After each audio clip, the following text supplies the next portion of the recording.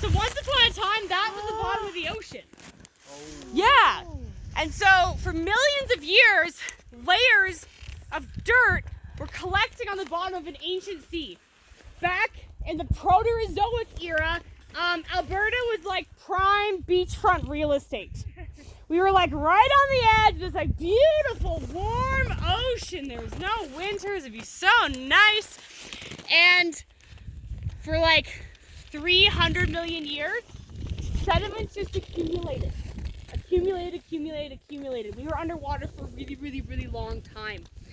And all those layers got so heavy, they compacted together to form rocks like limestone and shale, which are kind of the two main rocks we find here in the Canadian Rockies.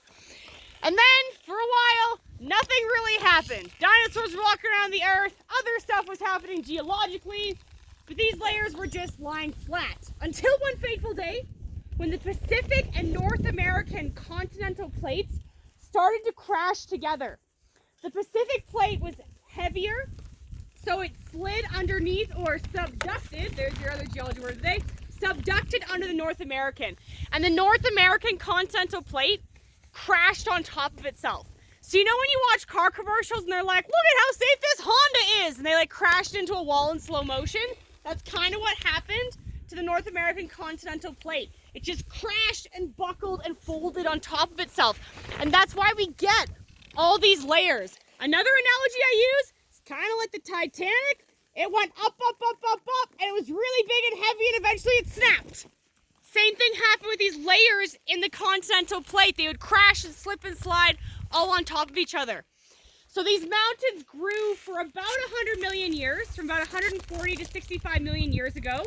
And then they began eroding. So when the Rocky Mountains were like fresh out the geologic oven, they would have been even taller. They've been eroding for about 100 million years. So they're actually much shorter than they would have been. And in terms of age of the rocks, they're kind of middle-aged.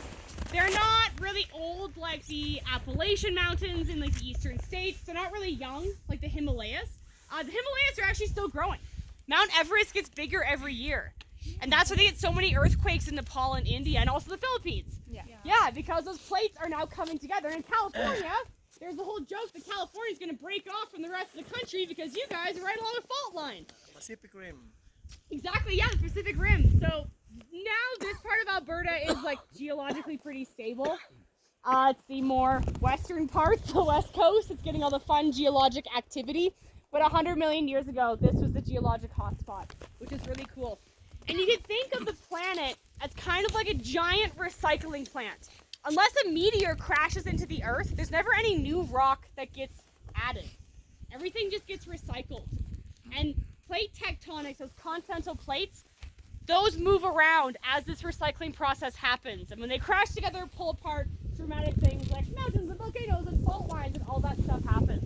But yeah, you guys are walking on top of what was once the bottom of an ocean millions of years ago.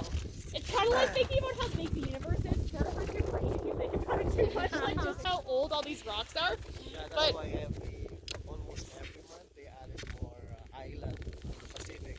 Really? Because of the earthquake.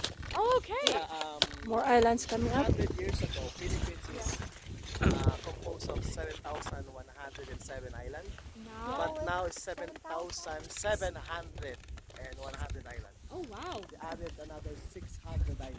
That's so cool. I didn't know that. That's awesome. I'm gonna actually go.